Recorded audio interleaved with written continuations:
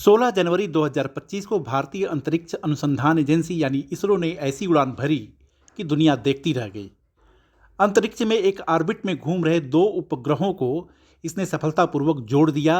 वैज्ञानिक भाषा में इसे डॉकिंग कहा जाता है। दो उपग्रहों को अलग करने की तकनीक यानी अनडॉकिंग तो इसरो के पास तो पहले से थी, लेकिन दो सैटेलाइट को आपस में जोड़ने की तकनीक उसके पास नहीं थी। लेकिन अपने कड़ी मेहनत और लगन के दम पर उसने यह मुकाम हासिल कर लिया। इसरो की यह कामयाबी बहुत बड़ी है। इस सफलता ने दुनिया में उसका कद तो ऊंचा किया ही है, इसने भारत को एलिट क्लब में भी शामिल कर दिया है। स्पेस में सैटेलाइट डॉकिंग की तकनीक अभी तक अमेरिका, रूस और चीन के पास थी, लेकिन अब यह तकनीक और काबिलियत भारत के पास आ गई है। डॉकिंग का सामर्थ्य रखने वाला भारत अब दुनिया का चौथा देश बन गया है। आइए अब जानते हैं कि आखिर क्या था यह मिशन। बीते 30 दिसंबर 2024 को इसरो ने श्रीहरिकोटा से दो सैटेलाइट लॉन्च किए। इसे स्पेस डेक्स मिशन नाम दिया गया। इन दोनों उपग्रहों को PSLV C60 की मदद से पृथ्वी से 475 किलोमीटर ऊपर प्रक्षेपित किया गया।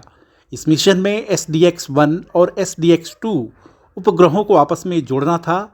पृथ्वी की कक्षा में दोनों उपग्रहों के स्थापित होने के बाद सैटेलाइट SDX-1 चेजर और SDX-2 टारगेट को 20 किलोमीटर तक करीब लाया गया। फिर इनके बीच दूरी धीरे धीरे 3 मीटर तक कम की गई। दो उपग्रहों को बेहद करीब लाने का यह मिशन ही बहुत ही जटिल, चुनौतीपूर्ण और पेचीदगियों वाला था। थोड़ी सी चूक इस पूरे मिशन पर पानी फेर देती, लेकिन इसरो की सूझबूझ और उसका अनुभव इस खास मिशन में काम आया। खास बात यह है कि इन दोनों उपग्रहों को इस पूरे मिशन के दौरान धरती से ही नियंत्रित किया गया। भारत के आगामी स्पेस मिशनों के लिए सैटेलाइट डॉकिंग का सफल होना बेहद जरूरी था। चंद्रयान 4, गगनयान मिशन हो या भारतीय अंतरिक्ष स्टेशन की स्थापना, इन सभी मिशनों में सैटेलाइट डॉकिंग की तकनीक की जरूरत पड़ेगी। चंद्रयान 4 में चंद्रमा की सतह से सैंपलिंग लाने में डॉकिंग और अनडॉकिंग प्रक्रिया का इस्तेमाल होना है। गगनयान मिशन, जिसके तहत इंसान को अंतरिक्ष में भेजा जाना है, उसमें भी यह तकनीक काम आएगी। इसके अलावा भारतीय अंतरिक्ष स्टेशन मिशन के लिए भी डॉकिंग तकनीक की ज़रूरत पड़ेगी। कहने का मतलब ये है कि भारत के आगे जितने भी स्पेस मिशन होंगे, उनमें डॉकिंग तकनीक का रोल बहुत बड़ा होगा। अभी तक इस तकनीक के महारथी 3 देश अमेरिका, रूस और चीन ही थे। अमेरिका ने 1966 में यह तकनीक हासिल की। उसका जेमिनी 8 डॉकिंग करने वाला पहला मिशन था। इसके बाद सोवियत संघ 1967 में यह तकनीक हासिल की। उसका कॉस्मोस 186 और 188 ने यह कामयाबी हासिल की। फिर चीन ने 2011 में सेंझोउ 8 अंतरिक्ष यान ने तियांगोंग 1 अंतरिक्ष प्रयोगशाला के साथ डॉकिंग की। कुल मिलाकर डॉकिंग की सफलता ने भारत के अंतरिक्ष मिशन को अगले स्तर में पहुंचा दिया है। भारत अब अपने उन स्पेस मिशनों पर काम तेज करेगा जिसका आधार ही डॉकिंग है। इसरो की इस अनूठी सफलता ने पूरा देश का सीना चौड़ा कर दिया है। लोग गर्व का अनुभव कर रहे हैं।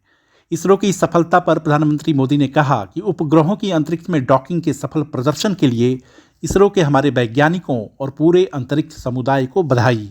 यह आने वाले वर्षों में भारत के महत्वाकांक्षी अंतरिक्ष मिशन के लिए एक महत्वपूर्ण कदम है।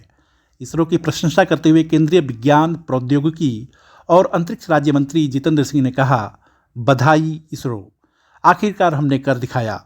स्पेस डेक्स ने अविश्वसनीय कार्य किया है। डॉकिंग पूरी हो गई है और यह पूरी तरह स्वदेशी भारतीय डॉकिंग प्रणाली है। कांग्रेस अध्यक्ष मल्लिकार्जुन खड़गे ने भी इस कामयाबी के लिए इसरो को बधाई दी। खड़गे ने कहा कि हमें इसरो के वैज्ञानिकों और अंतरिक्ष इंजीनियरों के असाधारण काम पर बेहद गर्व है, क्योंकि उन्होंने स्पेस डेक्स मिशन के तहत उपग्रह डॉकिंग को सफलतापूर्वक पूरा किया है। हमारे इस वीडियो को लाइक, शेयर और सब्सक्राइब करें और हाँ, कमेंट भी ज़रूर करें। देखते रहिए इंडिया अड्डा।